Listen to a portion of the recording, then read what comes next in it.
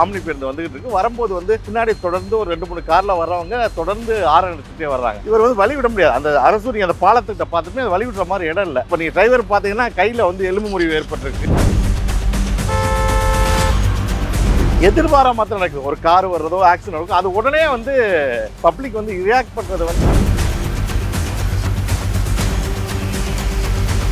இப்போ சாலையில் 80 கிலோமீட்டர் ஸ்பீடில் சில இடத்துல ஓட்டினா 80 கிலோமீட்டர் ஸ்பீடில் தான் ஓடும். குறைவாக ஓட்டினோம்னா ஆக்சிடென்ட் ஆகும். ஒரு விபத்து நடந்துச்சு, விபத்து நடந்து இது ஆம்னி பேருந்து சம்பந்தம்லாம் அவங்க வந்து உள்ள விழுந்திருப்பாங்க. விழுந்தாலே உடனே ஆம்னி பேருந்து டிரைவர் அடிக்கிறது, வண்டியை உடைக்கிறது. சாலையில் போகும்போது வந்து இது வந்து ஒரு வழி விடமான இடத்துல விட முடியும். இது வந்து தேவையில்லாத இதில் இருக்கு. அவங்க வந்து இப்போ ஏதோ போதைப்பொருள் பயன்படுத்தி இருந்தாங்களா என்னங்கிறது. போலீஸ் ஆகணுங்கிறது சின்ன வயசு ஆசை. இந்த மேட்ச் ஜெயிச்சுட்டு வா, கப்போட போய் முதலாளி பார்ப்பேன்னு சொன்னேன். இந்த மேட்ச் தான் என்னோட ஒரே நம்பிக்கை.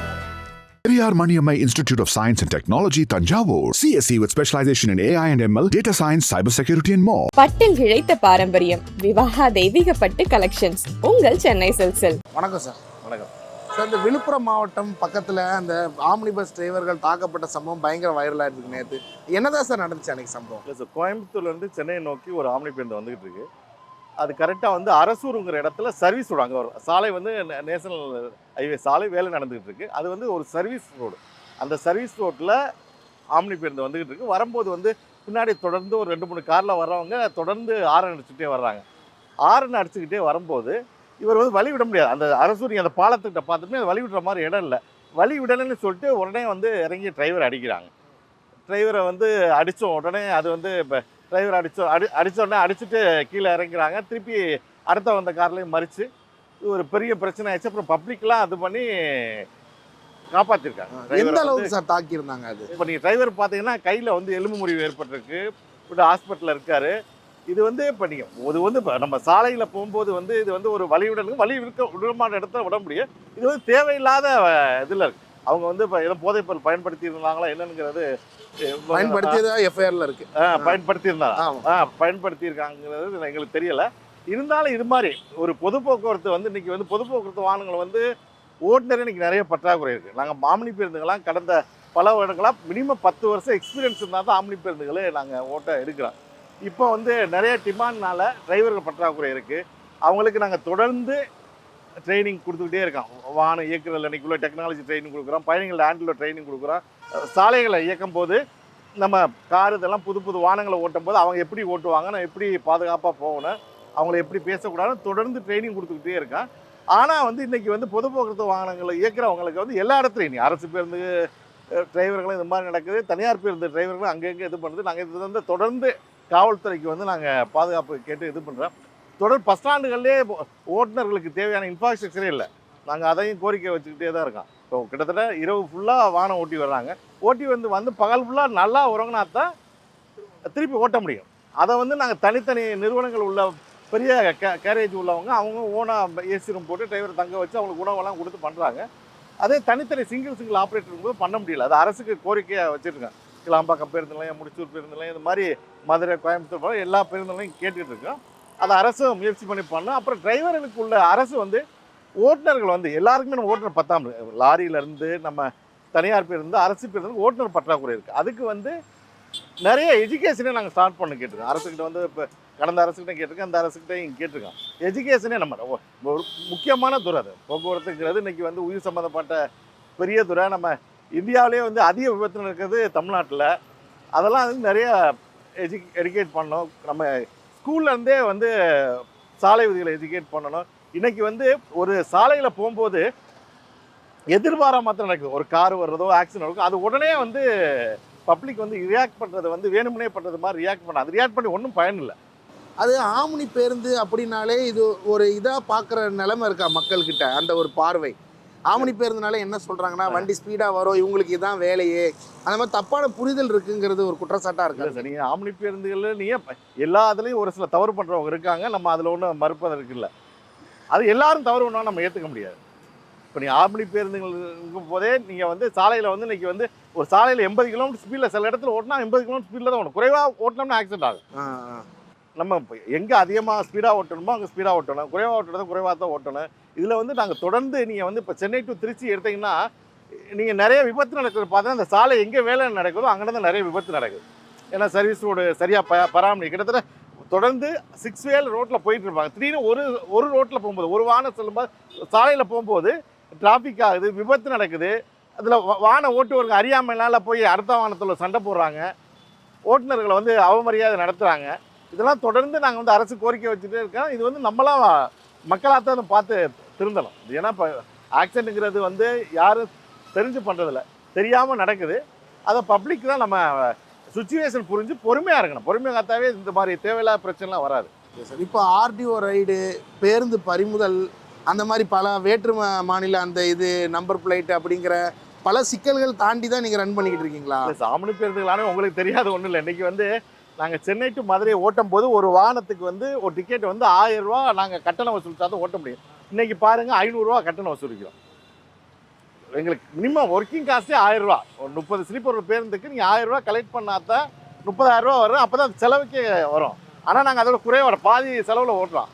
அதே 360 நாள் 35 நாள் அதிக கட்டணத்தில் ஓட்டுறோம். இது மாதிரி எங்களுக்கு இந்த பிஸ்னஸ் பண்ணுறது வந்து ஒரு ஃபேஷனான மட்டும்தான், லாபகரமாக இல்லை. ஏன்னா இப்போ அரசு வந்து நீங்கள் பார்த்தீங்கன்னா அரசுக்கு வந்து மானியம் வந்து வருஷத்துக்கு இப்போ கிட்டத்தட்ட 6000 கோடி 7000 கோடி நம்ம மக்கள் பணத்தை கொடுக்குறாங்க. ஆம்னி பேருந்துகளுக்கு எந்த மானியமும் கிடையாது. ஏற்கனவே இந்த தொழில் பண்ணுறதுல நிறைய பிரச்சனைகள் இருக்குது, நடத்துறதுல பிரச்சனைகள் இருக்குது. அதில் வந்து ஓட்டுநர் பிரச்சனை மிகப்பெரிய பிரச்சனை, பற்றாக்குறை, ஓட்டுநர்கள் பற்றாக்குறை. அப்புறம் அரசு நீங்கள் பார்த்தீங்கன்னா தென் தமிழக பகுதியிலே சாலை வரி அதிகம் உள்ள மாநிலம் வந்து நம்ம தமிழ்நாடு. நீங்கள் இப்போ கர்நாடகா எடுத்துக்கிட்டீங்கன்னு வச்சுக்கோங்க, 1500 ரூபா சாலை வரி. கேரளா எடுத்தால் 900 ருபீஸு. நம்ம 3000, 4 சீட்டுக்கு 3000 ரூபா, ஸ்லீப்பருக்கு 4000 ரூபா கட்டுறான். இதில் போன சில பிடில் வந்து நம்ம மாநிலங்களுக்கு இடையே ஓட்டுற வாகனங்களை பிரச்சனை வச்சு நம்ம தமிழகத்தில் இருந்து வெளிமாநில பேருந்துகளை வந்தால் சாலை வரி வசூலித்தாங்க. உடனே என்ன பண்ணாங்க, கர்நாடகா கேரளா வந்து நம்ம தமிழ்நாடு வண்டி போனாங்க, சாலை வரி வசூலித்தாங்க. இதில் வந்து மாநிலங்களுக்கு இடையேயான ஓட்டின ஒரு 1000 பேருந்துகள் வந்து பிரச்சனை வந்து இது மாநிலங்களுக்கு இடையான பிரச்சனையாக வந்துச்சு. அப்போ அந்த சாலை வரி வந்து வாங்காமல் இதுவரை தவிர்த்துருக்காங்க. ஆனால் இப்போ கடந்த டூ டேஸாக திருப்பி அந்த சாலை வரி வாங்கணும்னு சொல்கிற மாதிரி ஆணையில் அவங்க சொல்கிறாங்க.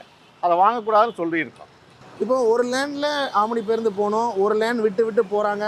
அந்த மாதிரி ஓட்டுநர்களுக்கு சங்கத்து சார்பாக ஏதாவது ரெஸ்ட்ரிக்டட்லாம் கொடுத்துருக்கீங்களா? அந்த மாதிரி எதுவும் நாங்கள் வந்து கிட்டத்தட்ட சங்க சார்பாக எவரி 3 மந்த்து வந்து அவேர்னஸ் ப்ரோக்ராம் வைக்கலாம். ஓட்டுநர்களுக்கு வந்து அவேர்னஸ் ப்ரோக்ராமு, புது டெக்னாலஜி, விபத்து காலம் என்ன பண்ணணும், ஃபஸ்ட் எய்டு ஃபயர் ஆனால் என்ன பண்ணணும், அந்த மாதிரி 3 மந்த். அதே மாதிரி பெரு நிறுவனங்கள் வந்து வாரம் பேட்சாகவே ட்ரைனிங் வைக்கிறாங்க. வச்சு அவேர்னஸ் கொடுத்துக்கிட்டே தான் இருக்கோம்.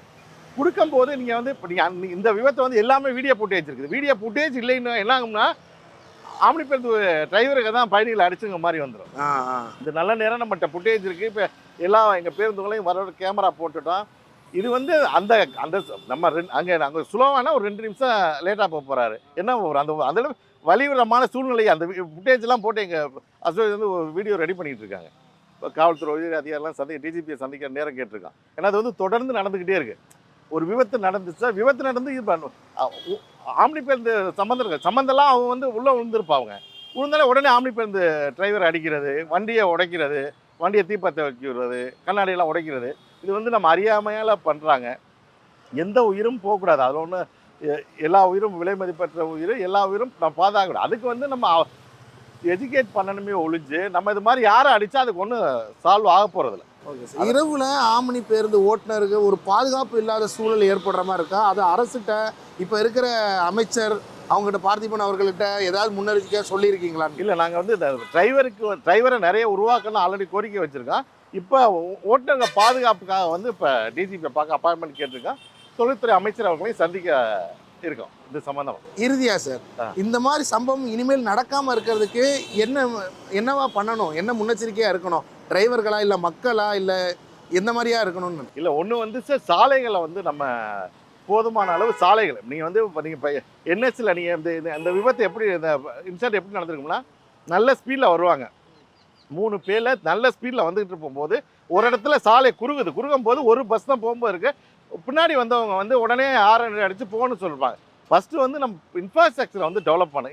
இன்ஃப்ராஸ்ட்ரக்சர் டெவலப் பண்ணிட்டோம்னாவே இந்த பிரச்சனை அதோட நம்ம விபத்துக்கு வந்து கிட்டத்தட்ட நீங்கள் இப்போ சர்வே பார்த்தீங்கன்னா விபத்துக்கு வந்து 60% மேலே சாலைகள் தான் முதல் காரணமாக இருக்குது. ஆனால் நம்ம எப்போதுமே ஒரு சாலை விபத்துக்கு அந்த சாலை உருவாக்குறவர்களோ அந்த அதிகாரிகளை நம்ம இது பண்ணல.